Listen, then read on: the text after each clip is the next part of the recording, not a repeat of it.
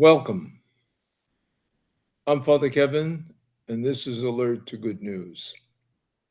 Here's a video reflection on the Gospel for the 27th Sunday in Ordinary Time.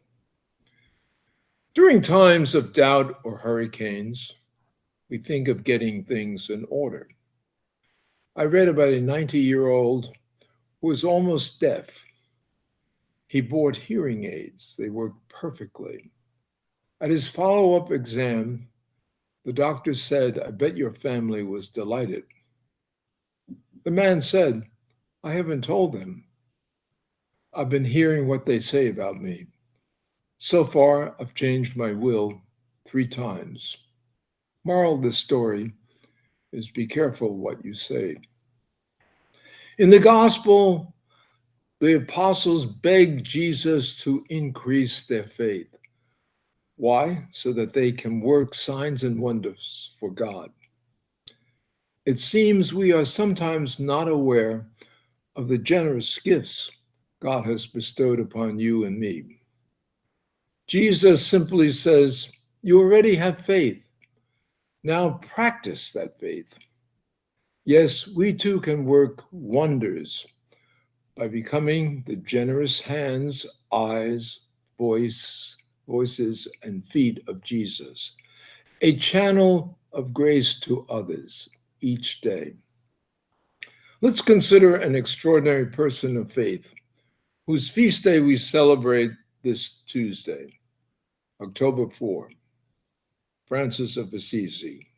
Who really was he?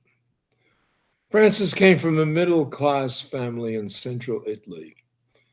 He fought in the wars of the region and failed miserably. Back in Assisi, he wrestled with the fundamental questions of life. He yearned for a purpose greater than himself, and in silence and in prayer, Francis searched for God. Francis gave up things, so to speak. He experiences absolute dependency upon God. And in that experience, he found everything. An all good God, Creator God, who became flesh in Jesus and is gloriously alive in our midst by the power of the Spirit. Francis initially pursued the gospel literally, living simply, rebuilding chapels, tending the sick. Eventually, he became like a living gospel, and men and women began to gather around him to form the Franciscan movement. 800 years later, does Francis have anything to say to you and me? Of course. In addition to his writings and letters, we can see his message in 3 particular incidents.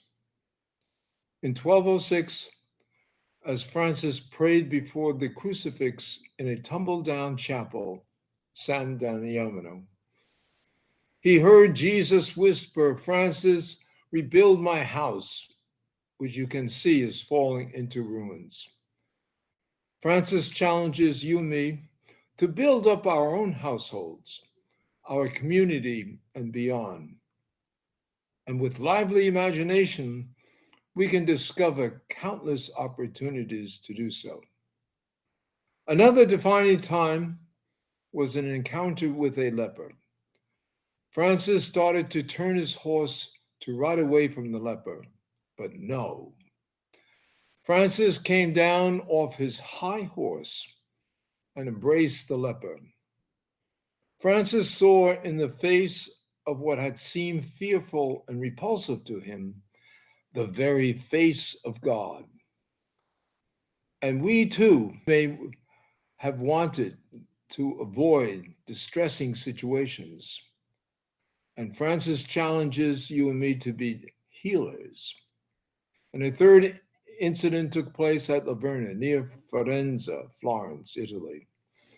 Francis was praying, and suddenly he experienced the marks of the crucified Jesus in his hands and feet and side, the stigmata. This captures for me the depths of Francis' relationship with God. Francis was able to transcend trivia and focus on the essentials of life. Our relationship with God, our relationships with one another, and our proactive response to the brokenness in our fellow human beings. So I believe Pope Francis chose his name well. And may these of friends more and more in the life of St. Francis inspire you and me to ask God to increase our faith already planted deeply in the core of our being. May the Lord bless you and keep you, and may you always be alert to good news.